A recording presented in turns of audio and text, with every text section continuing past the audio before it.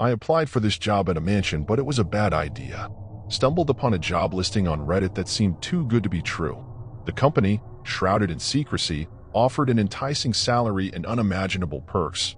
But there was a catch. The interview was at an isolated mansion deep within the woods. Ignoring the ominous warnings from previous applicants, I applied and received a prompt response inviting me for an interview the next day.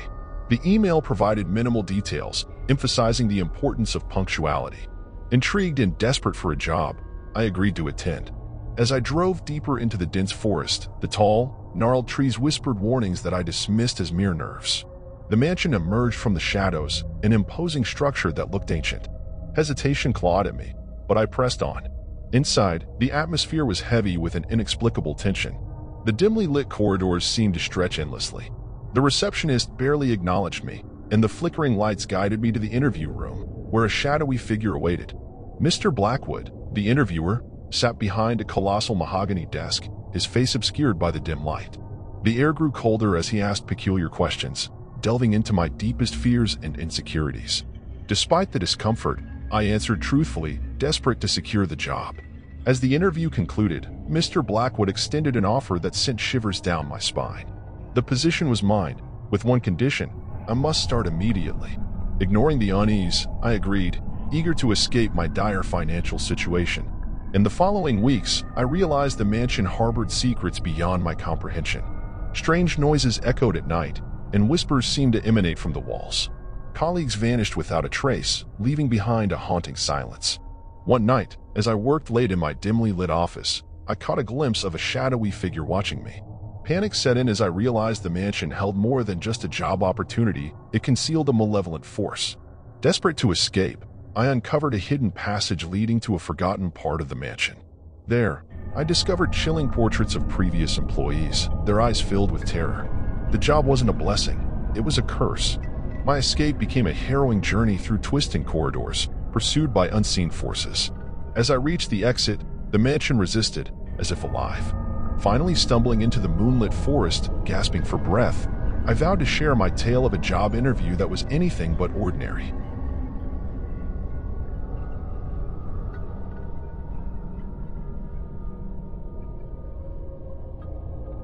I just need to vent and get this out. I live in Michigan, about 40 minutes away from any large town or neighborhood. I like it that way. I enjoy the solitude. I like to go camping. I have a truck and a small rowboat that I use for fishing, and I can take it anywhere because it fits in my truck bed if I leave the hatch open and strap it down. It's light enough for me to handle on my own, so it's really nice to bring a cooler of beers and my fishing gear to local lakes and use my boat. I'm very careful to wash my boat between lakes because I know about invasive fish and parasites. So, I clean and wax my boat every time after I use it. Really a beautiful little Sears aluminum rowboat my dad owned. So I drove into some spots I knew had unmanaged old roads that lead to decent-sized little fishing ponds. These used to be private fishing holes for sport that haven't been tended to in decades. I didn't feel uncomfortable. I go to secluded fishing spots all the time. I even like it when I have to move some old trees out of my path because it means that place is really unattended. This path was very much like that. Horribly overgrown. I had to clear big sticks from the path that had been there a while or looked like they had, until I reached the lake. As I pulled up, there was a small clearing and a decent-sized lake. About the size I could row across in 10 minutes or less if I tried. I pulled in, I unloaded my boat and my beer, and I was off on the lake in under 20 minutes. I brought my beer cooler on the boat with me because I can, and there's nothing better than boat beers in solitude. So I was on the lake, and I noticed that staring at my boat from the shore there was a tall, skinny, and intelligent-looking animal that was standing on its hind legs. The creature had long, stick-like arms and long, thick legs. I was a little bit far to see very well, but it may have had large brown eyes. It had to have been my imagination, I thought. So, I tried to shake myself out of it, but I couldn't believe my eyes when I realized I wasn't hallucinating. From my view, I guessed it would have been about 8 feet tall. Considering how it looked next to my truck later, it was looking at me. I felt petrified. There was nothing at all that could have made me feel safe in that moment. Even if I thought to shoot at it in time, I had left my big iron in the car. I'd reached for my oars after I was startled. It seemed to take notice and stopped looking my direction, which made me feel more upset, because that minute had been watching me probably for a while before I looked over towards it. The animal then went and started to inspect my truck, tapping on it and it looked like it was checking out its reflection. I couldn't do anything, but I had to watch in horror while it made some shrieking noises and ran into the woods on all fours. It disappeared into the forest almost instantly. I can't describe how difficult it was to row back to shore after seeing that. My arms felt like jelly and my heart rate was out of control. I felt like my whole body was dunked in ice water, and I was uneasy until I got home. When I got to shore, I considered leaving my boat behind, but instead I ran to my car to get my sidearm and then loaded up the boat anyway.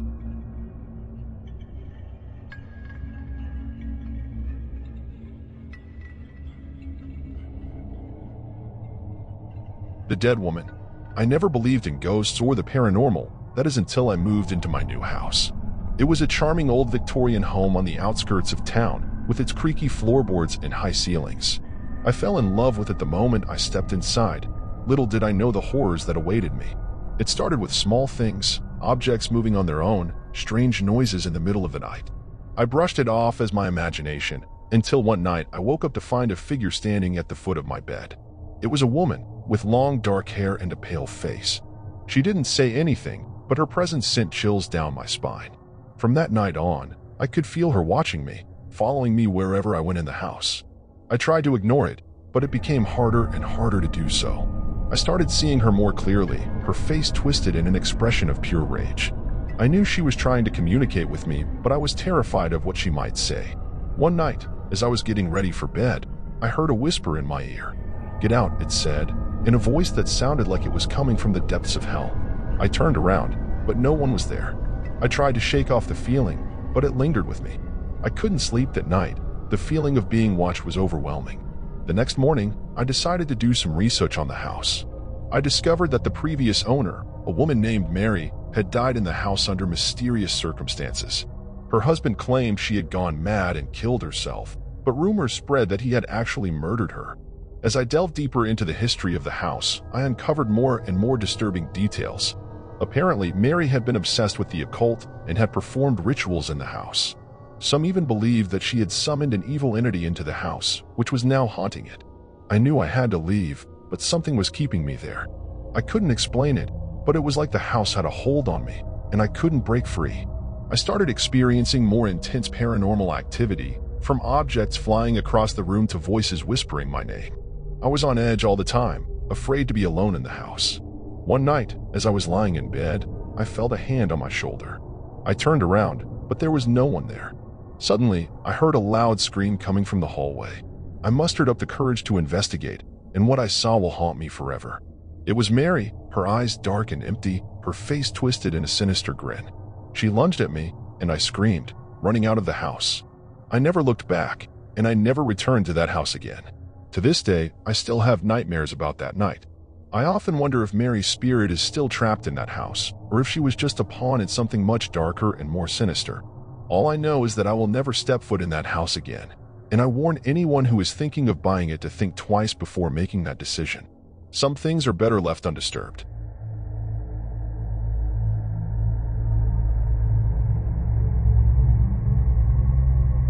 I moved into a haunted house with a dark secret. All right, gather around, Redditors, because what happened to my family is straight out of a horror movie. A few months back, we moved into this charming old Victorian house, thinking it was the perfect place for our cozy family. Little did we know, this house held a secret that would unravel our reality. The discovery began innocently enough. While exploring the dusty corners of the attic, we stumbled upon an ornate mirror tucked away like some forgotten relic. Intrigued by its vintage charm, we brought it downstairs, unknowingly inviting an unsettling force into our lives. At first, it was subtle. Late-night whispers echoed through the halls, and our dreams turned into dark, twisted scenarios. My wife began seeing figures in the mirror, shadows that moved independently of any light source. It was unsettling, to say the least. Things took a sinister turn when our daughter started playing with the mirror. She claimed it showed a different version of our living room, a distorted reality that sent shivers down our spines. Dismissing it as an overactive imagination, we soon realized the mirror was far more malevolent than we could have imagined. The whispers evolved into audible voices, mocking and distorting our thoughts. The shadows within the mirror seemed to linger longer, and the reflections took on a sinister life of their own. One night, my wife woke up to find her reflection grinning at her with a malevolence that chilled her to the bone. Freaked out and desperate, We decided to banish the mirror to the attic, hoping to rid ourselves of its eerie presence. Little did we know, the mirror's influence extended beyond its physical confines.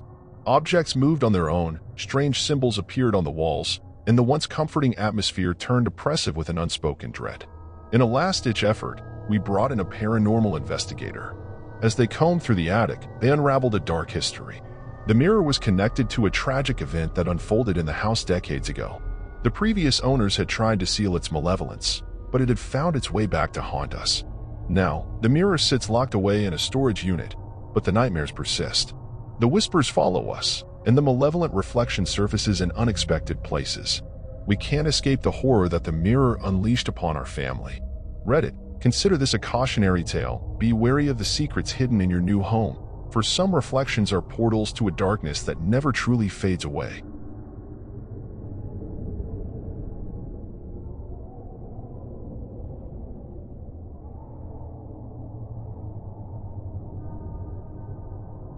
The Knock. Elle and Mark, a newlywed couple with dreams of domestic bliss, embarked on a new chapter in their lives when they acquired a seemingly idyllic home at the end of a quiet street. The deal they secured was too tempting to resist, and despite whispers from the neighbors about the house's troubled history, they brushed off the warnings, attributing them to local gossip. Their excitement turned to apprehension on the first day as their small dog, a loyal companion named Max, fixated on the basement door, barking incessantly as if sensing an unseen presence. The couple dismissed it, chalking it up to the quirks of a new environment. Days unfolded seamlessly, and they settled into their new home. However, the initial delight gave way to disquiet as peculiar occurrences multiplied. Keys vanished without a trace, and items shifted mysteriously in the dead of night. They dismissed these anomalies, clinging to the belief that they were merely adjusting to their new surroundings. One fateful night, they were roused by a soft, rhythmic pushing sound. Investigating in the morning, they discovered their couch had inexplicably moved a few feet. Unease settled in, but Mark and Elle attributed it to the creaks and groans of an old house. As days passed, the disturbances escalated. A knock in the middle of the night echoed through the house, waking them from their slumber. Disoriented, they found their bedroom window rattling, as if someone were tapping against it. The atmosphere became charged with an inexplicable tension. Alone at home one evening, Elle settled on the couch to watch TV. Max's attention fixated on the basement door again, barking insistently. Frustrated, Elle scolded the dog, only to be silenced by a sudden knock from the basement. Trepidation crawled up her spine as she tried to dismiss it. Another knock followed, the sound reverberating through the house, leaving Elle in a state of paralyzing fear. When Mark returned, Elle recounted the unsettling experience, but they both reasoned that it was likely the house settling. That night, however, Max's frenzied barking escalated. The dog fixated on the bedroom closet, barking louder and more urgently. The couple, now irritated, tried to silence Max until a knock echoed from within the closet. Opening it, they found nothing amiss. Another knock, this time simultaneously at the bedroom door. A chilling voice whispered, "Can I come in?" Panic gripped them as they demanded the intruder leave. The voice responded, "This is my house," sending shivers down their spines. A figure materialized at the bedroom window, a phantom silhouette with a malevolent smile. Frozen in terror, Elle and Mark fled to their car for the night. Returning the next day, they were met with a scene of chaos, belongings scattered and thrown, a malevolent force asserting its presence. Determined to escape the nightmare, they hastily packed a suitcase and sought refuge in a hotel. Their once promising home had transformed into a haunted abyss, where knocks echoed in the silence and an unseen entity claimed ownership. The air hung heavy with a palpable sense of malevolence, leaving Elle and Mark haunted by the memories of their ill-fated dream home.